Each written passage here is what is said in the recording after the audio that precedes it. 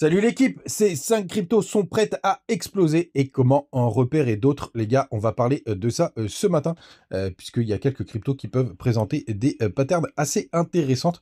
Donc on va regarder ça, je suis sûr que ça vous fera plaisir. Bien évidemment, on ira voir notre petit BTC pour savoir ce qu'il peut faire à court terme et deux cryptos du jour puisqu'il y en a une qui est dans les 5 cryptos qui pourraient exploser. C'est parti avec un BTC ce matin à 95 500 $, on a eu un joli rebond. On va regarder ça, c'est assez important, on est à plus de 2,5%. Ether qui est plus en forme, il pousse un joli 5%. C'est pareil pour BNB, on a XRP aussi qui est chaud, qui pousse un joli 7%. La map est assez verte ce matin, il y a pas mal de performances de 4 à 5%. On a quand même XLM aussi qui nous pousse un joli 11%, suit 7% ce matin.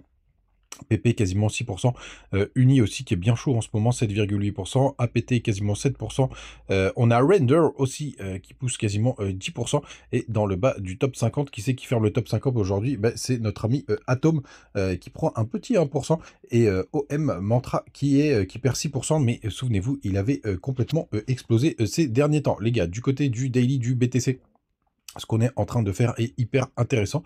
Donc on a été tout simplement rechercher un support là sur toute cette zone de structure qu'on a juste là. À la limite, on peut même tracer une petite trendline. Vous voyez, il y a eu pas mal de touchettes au niveau de pas mal de bougies daily. On a été se poser dessus et après on avait cet autre support qu'on a breaké. Alors, je vois plus exactement pourquoi je l'ai foutu là, en toute franchise. Mais en tout cas, on a repris cette zone. Alors, je le vois moi graphiquement parce que j'ai l'habitude. On a fait un rebond en zone de rechargement de short. Donc, il faut vraiment qu'on fasse un plus haut au-dessus des 97 340 pour inverser la tendance. Sinon, ça veut dire que c'est un simple rebond qui pourrait nous amener plus bas. Vous avez tous les stops qui sont sous cette structure. Mais pour l'instant, on est en train de faire un joli petit rebond. J'oublie pas ma target au niveau de la trendline. Si jamais on a besoin d'aller chercher dans cette correction, ce qui est plutôt pas mal, c'est qu'on a encore la Bitcoin dominance qui perd du terrain, les gars. Pour moi, je vous avais dit que la alt season avait commencé la semaine dernière. Pour l'instant, c'est toujours le cas, puisqu'on a fait un top sur la Bitcoin dominance et qu'on est en train de chuter. Donc, si on continue d'aller chercher du pétrole comme ça, c'est vraiment parfait. Et en plus, on respecte bien ce canal. Bref, c'est vraiment très très chouette. Bien évidemment, l'avenir nous le dira. On a plein d'indicateurs, et je vous le partageais hier sur Twitter, qui commencent aussi à se calmer après cette petite correction. Vous voyez, on a le long short ratio qui est à 50-50 du côté de Binance, donc ça c'est une bonne nouvelle. Hier soir encore, quand je vous le partageais sur Twitter, encore une majorité de shorts. Et en plus, vous avez les petits fundings qui se sont complètement calmés. Vous voyez, on est revenu à la normale. Ah, ça remonte un petit peu ce matin. Avant que je démarre la vidéo, on était encore à 0,1%. Donc, grande méfiance. On pourra aussi avoir un petit peu de volatilité aujourd'hui. On a toujours moins de Bitcoin sur l'échangeur. Regardez ça, ça n'arrête pas de baisser. Hier, on était à 2,3.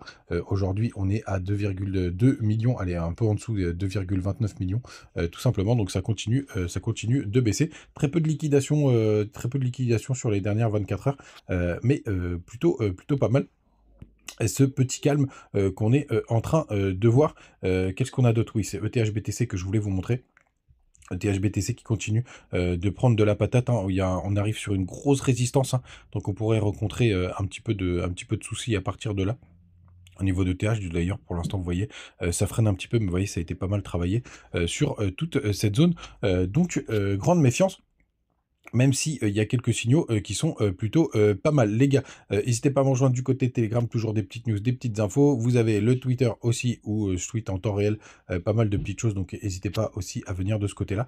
Et vous avez les petits bonus du côté de BitGet, de Mexe, de Bitmark et de BingX, donc n'hésitez pas à en profiter. Et je voulais vous remercier parce qu'il y a beaucoup de nouveaux arrivants. En ce moment, on est presque 6000 sur YouTube. Ça fait vraiment plaisir.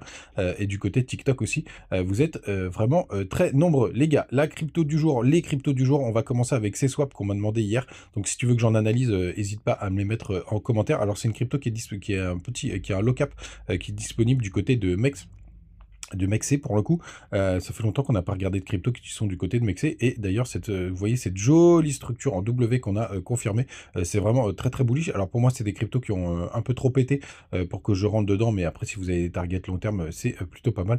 Mais moi après une bougie verticale comme ça en weekly, pour moi c'est pas le moment de revenir. Si on a un joli pullback, mais c'est un peu compliqué parce qu'on a la mèche, de travail là qui est plutôt assez costaud, mais un pullback sur les 0,062, ça pourrait être plutôt pas mal. Mais vraiment, c'est pas des cryptos sur lesquels je rentrerai en toute franchise. Ces swaps, vous avez les infos du côté de notre ami CoinGecko. Faites attention, il y en a plusieurs. C'est bien celle-ci. Donc toujours bien regarder où est-ce que c'est disponible. Donc il y a pas mal d'échanges aussi du côté de Uniswap. On est à 1 million de volume. On est sur une capitalisation qui est plutôt allez, moyenne. 77 millions, c'est même plutôt le cap pour certains. Pas mal de volume. Quasiment tous les tokens qui sont en circulation. Donc ça, c'est plutôt pas mal. Et sur le projet, n'hésitez pas à aller voir du côté de Twitter pour voir si ça bouge. Si ça bouge, s'il y a toujours des chaufs, s'il y a toujours des choses. Mais typiquement, je l'analyse pour vous.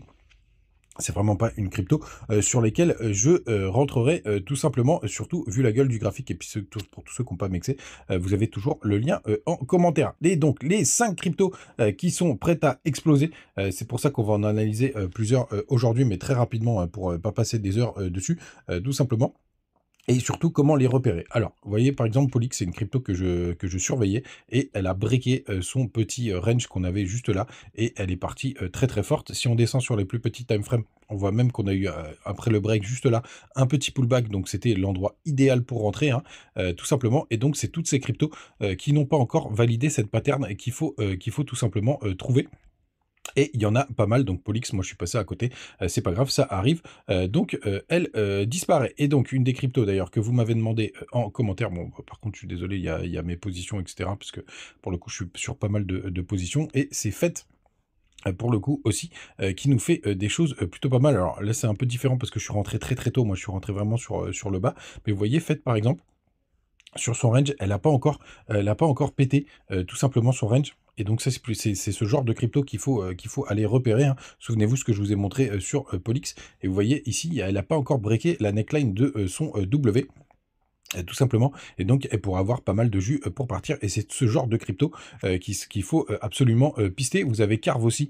Alors Carve, je crois qu'elle a, non, alors c'est un peu plus compliqué parce que c'est une crypto qui est assez récente, donc faut regarder en daily. Alors là c'est une toute autre structure de gros W. Ça c'est sur ce que vous avez les retrouver sur des cryptos qui sont assez récentes, mais vous avez pourquoi pas un break qui peut se faire au 1,04 pour que ça parte très très vite. Alors il y a un mini range dans le range, c'est pour ça que moi je suis rentré, j'ai construit ma position tranquillement sur toute cette partie-là, mais c'est des cryptos qui pourraient exploser. Une de mes préférées, pour le coup, c'est Core. Je suis pas encore rentré dessus parce que ça m'agace, parce que j'ai raté mon ordre à quelques centimes près, juste là, mais en fait, elle est dans une structure qui est assez incroyable. Je vais vous montrer, hop, en weekly.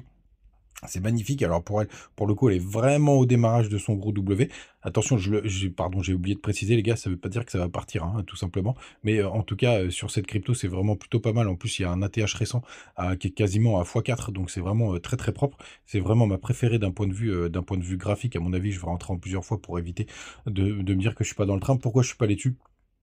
Et je vais vous montrer pourquoi. C'est parce que en plus les fundings sont très très hauts, à 0,04%.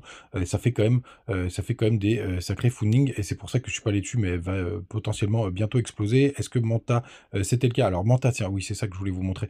L'idéal aussi, je vous l'avais montré sur Polix, c'est de rentrer sur le petit pullback. Vous voyez, moi, c'est ce que j'ai fait très exactement ici. Donc, vous avez la structure. Hop, on se remet en weekly.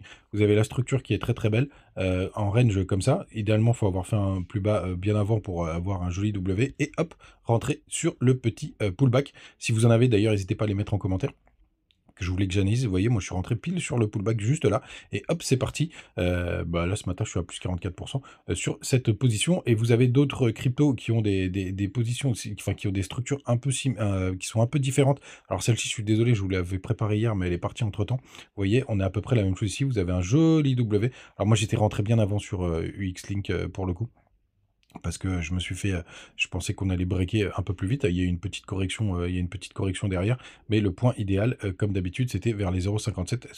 Est-ce qu'on fera un pullback? Je ne sais pas. Donc, en résumé, les gars, les meilleures structures, c'est vous les repérez en weekly.